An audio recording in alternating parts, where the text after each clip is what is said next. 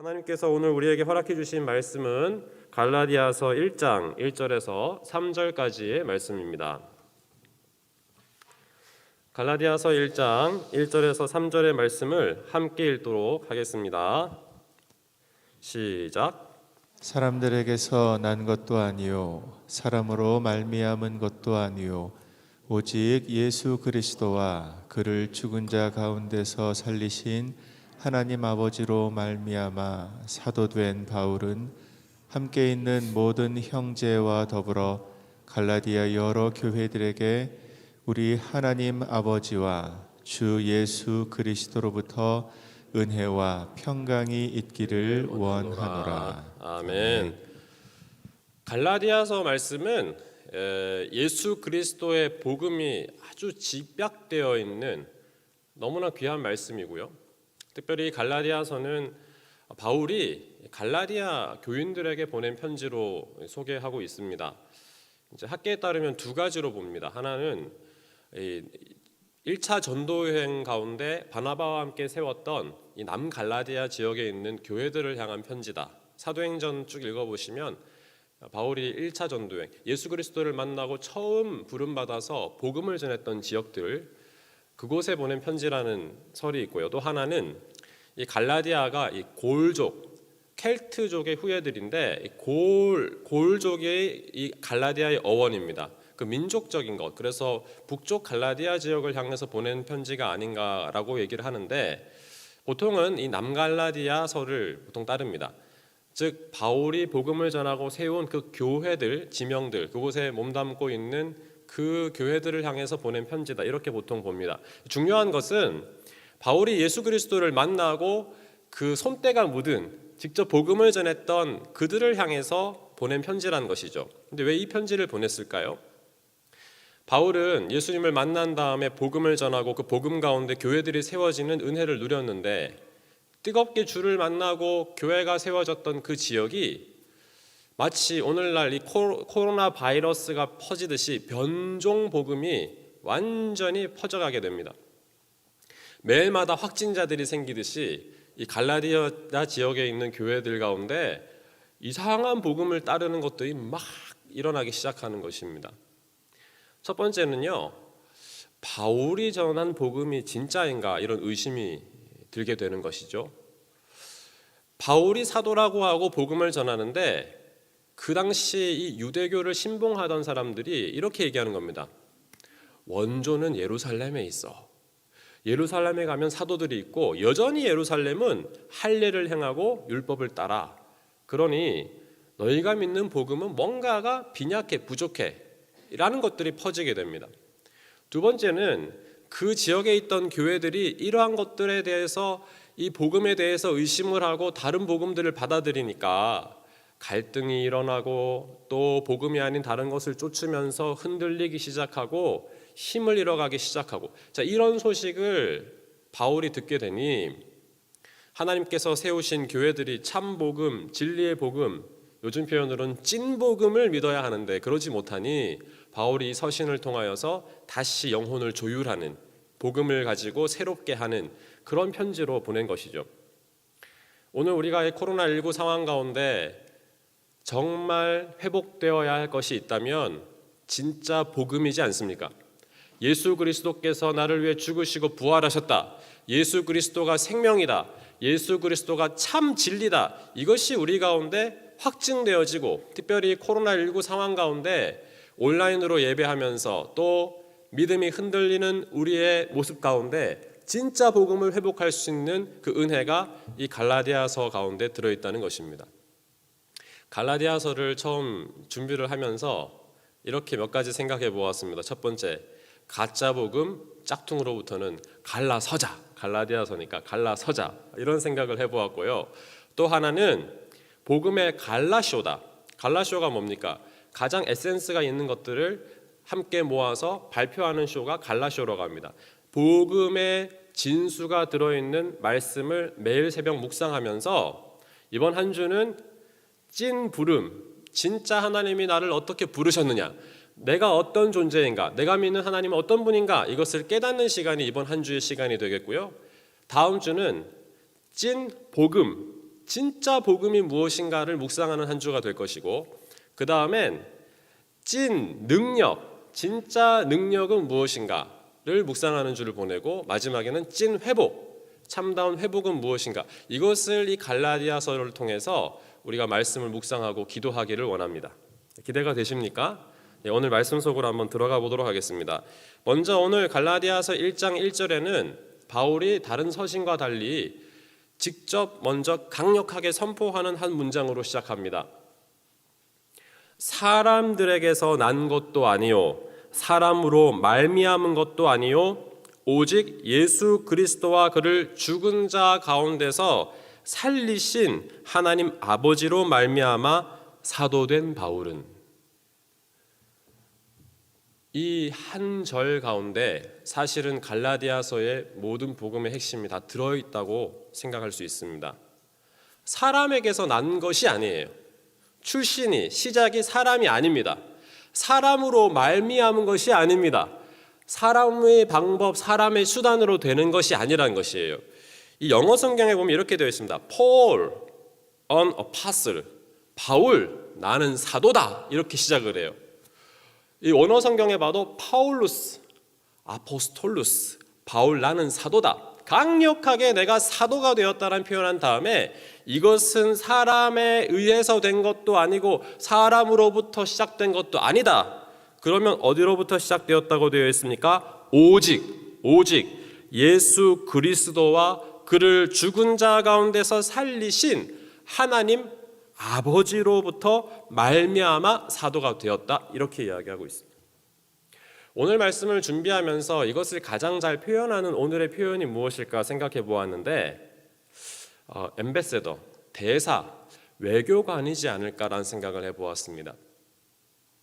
외교관들은 어느 국가로부터 파송을 받아서 다른 나라에서 그 나라를 대표해서 일합니다. 그곳에 살고 있는 사람들을 위해서 함께 생활합니다. 그러나 in the world, 그 세계 안에 살고 있지만 but not of the world, 그 세상의 사람이 아니에요. 여러분, 이게 이해가 되십니까?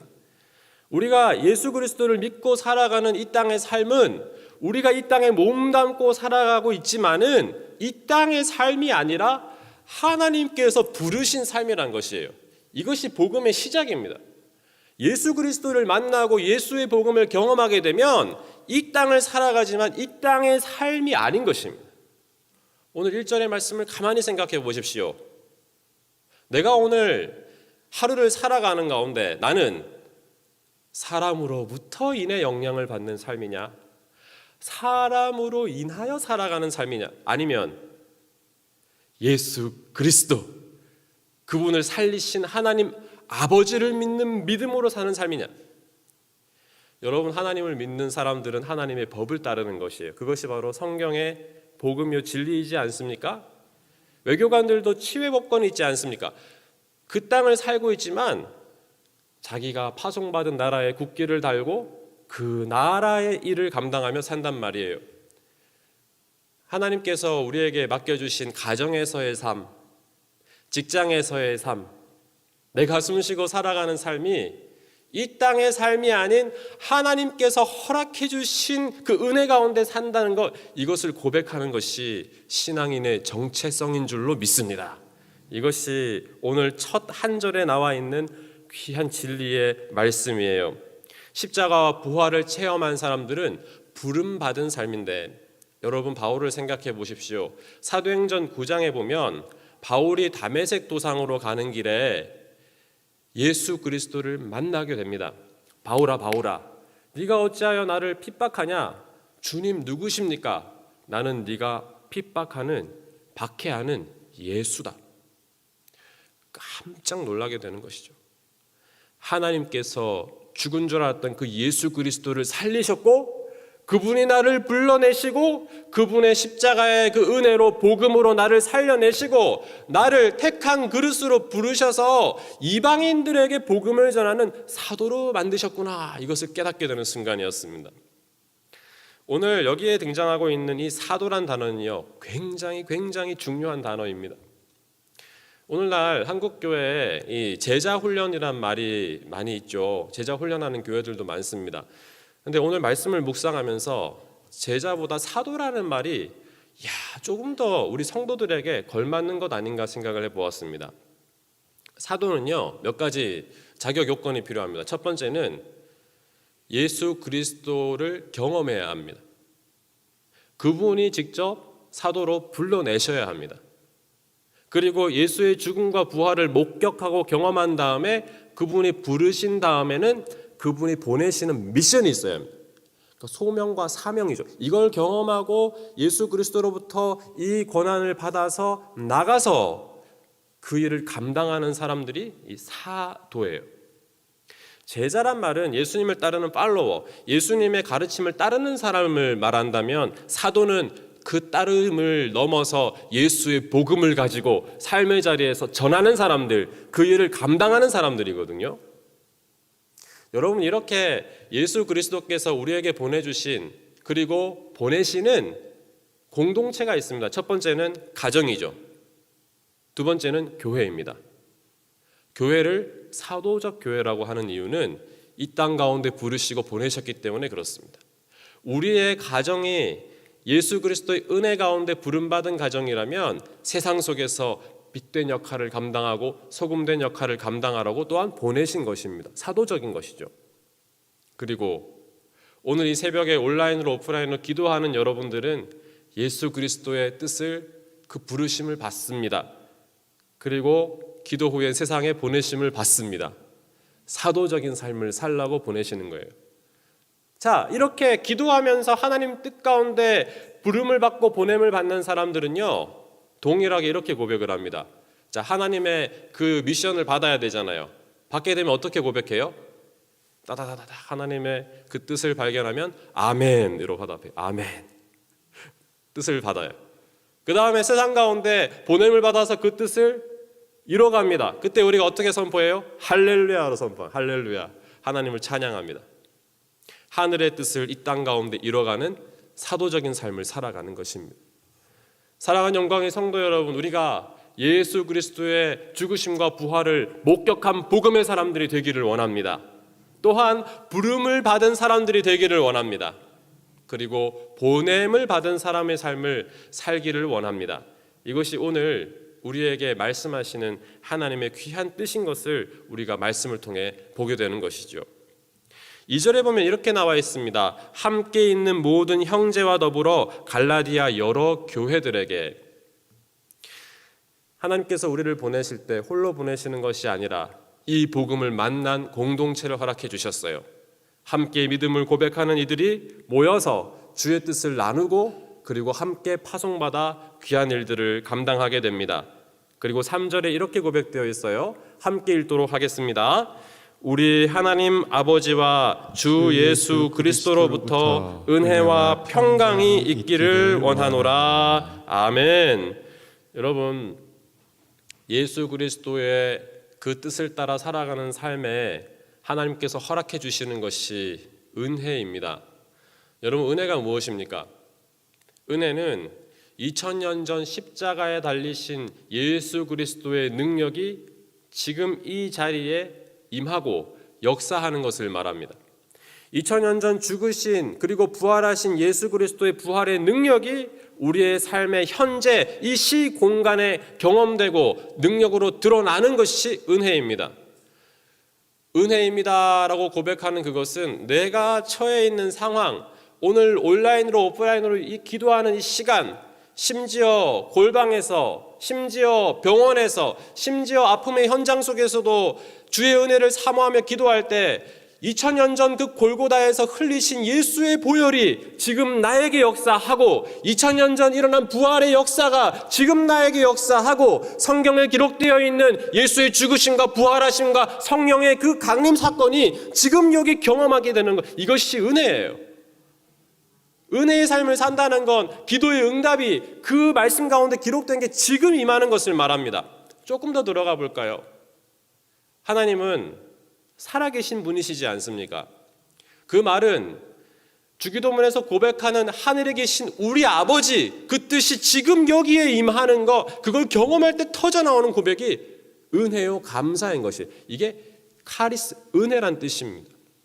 여러분 오늘 또 기도하는 가운데 하나님이 주시는 충만한 은혜가 임할 줄로 믿습니다. 그 은혜 가운데 주어지는 선물이 평안입니다. 평강입니다. 오늘 말씀에 기록되어 있는 이 피스, 샬롬을 말합니다. 말씀을 한번 정리해 볼까요? 여러분 부름을 받았죠. 부름 받으면 하나님께 아멘이라고 고백하게 돼요. 보냄을 받았죠. 보냄을 받은 그 자리에서 할렐루야라고 선포하게 됩니다. 그리고 아멘으로 기도에 화답하면서 할렐루야를 선포하고 나가게 되면 그 자리에 샬롬이 임하는 것입니다. 왜냐하면 우리는 살아계신 하나님을 믿고 그 살아계신 하나님의 능력이 지금도 나를 붙잡고 있고 그 예수의 능력이 임하는 은혜를 체험하기 때문에 그 가운데 평안을 선물로 주시는 것이거든요. 그럼 여러분 이 복음 가운데 살아가게 되면, 주님의 그 사도적인 삶을 살게 되면 그 사람이 머무는 곳에 뭐가 있어요? 은혜가 임하고 평강이 있습니다. 평강이. 가정의 평강이 있어요. 교회의 평강이 있습니다. 그 사람이 머무는 직장에 평강이 있어요. 은혜를 경험하니 평강이 임한단 말이에요. 오늘 부르심을 생각하면서 사람들에게서 난 것이 아니다, 사람으로 말미암은 것이 아니다, 하나님이 주시는 하늘의 권능, 죽은 자를 살리시는 예수의 그 능력, 아버지 하나님의 능력을 경험한 우리는 하나님으로부터 부름받은 줄로 믿습니다. 하나님으로 인하여 살아가는 줄로 믿습니다. 그러기에 은혜와 평강도 선물로 더해 주실 줄로 믿습니다. 말씀을 정리하면서 한 가지 질문을 하겠습니다. 여러분, 언제까지 노동요를 부르고 사실 겁니까? 언제까지 이 땅 가운데 신음하며 지내실 것입니까? 복음은 끊임없이 우리를 자유하게 합니다. 출애굽하게 하죠. 끊임없이 건져내시고 살려내시고 끊임없이 우리를 부르셔서 너는 내 아들이다, 내 딸이다 말씀하시면서 새 일을 이뤄가시는 하나님이십니다. 그분을 믿고 기도할 때 이제는 하나님을 찬양하며 기뻐하며 나아가는 복음의 능력을 경험하게 되는 우리 모두가 되기를 원합니다. 더 이상 노동요 부르지 말고요, 주님을 찬양하면서 힘차게 나갈 때 홍해가 갈라지고 성령이 역사하고 우리 가운데 오늘 바울이 고백한 나는 사도다, 나는 하나님으로부터 부름받았다라는 강력한 진짜 부름이 우리 영광의 모든 성도들에게 임하기를 원하고, 오늘 또 기도하는 그 자리마다 하나님의 능력이 역사하여 은혜와 평강을 우리에게 선물로 허락해 주실 줄로 믿습니다.